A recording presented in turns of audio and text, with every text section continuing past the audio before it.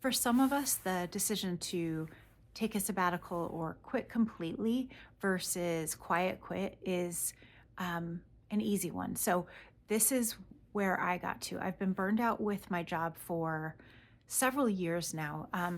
There were some circumstances in particular that led to it, but I've been trying to justify, should I just quiet quit or should I take a sabbatical and quit completely? In the end, I am going to quit completely. Me and my kiddo are going to travel for a year. We're going to do world schooling, but here's the reason why.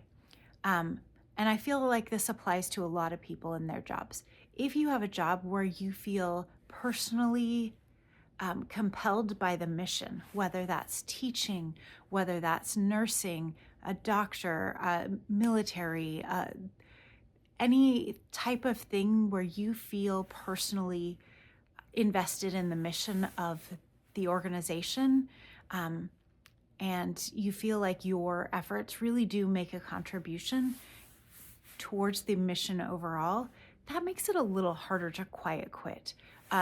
Most of the people I've heard about who do quiet quitting, their jobs don't seem to be mission focused for them. You know, like we all have different callings and in life, and so if you have a job that is paying your bills and you're just like, you know what, I'm going to quiet quit. And my definition of quiet quit is to do the bare minimum, like to do all of the things that you're required to as part of your job and do them to the best of your ability, not slack off, but not sign up to do extras and not volunteer for the extra assignments, perhaps say no to those extra assignments. So the reason I am not choosing to do that is because I really feel invested in our mission of my organization, and I feel like I make a difference. All that is to say, I know I am 100% expendable to them, to any job, right? All of us are. The only jobs we're not expendable in are the ones in our families.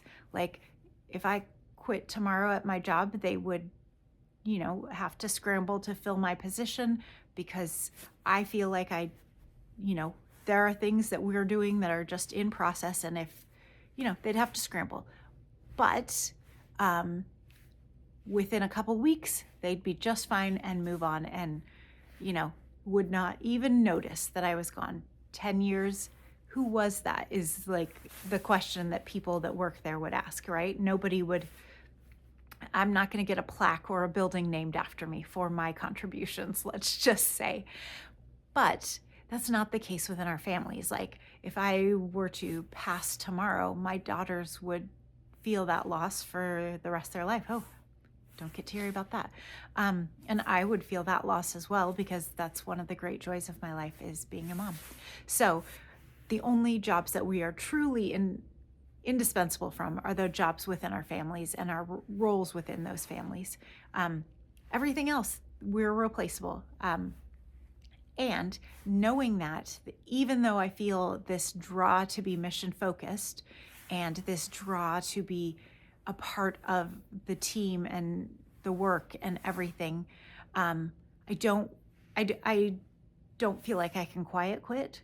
I'm either in it to win it, or I'm just not in it. And for me, that decision is going to be, I'm not in it in a few months. So if my name is Amber. I was going to say if you're new here, but this is my second video, so we're all new here. My name is Amber. This is Launch Sequence, and this is a video about what I am doing to get unstuck in my life for both me and my kiddo. I'm a single mom. I am a corporate girly. I work full-time right now, but I'm going to be, as I stated, quitting in the coming months and launching into a new life where we're going to travel and do homeschooling for a bit of time, and then come back and start a semi-retired life. We shall see what that looks like. Semi-retired is another tricky word, right? I think I'm going to actually call it being an entrepreneur.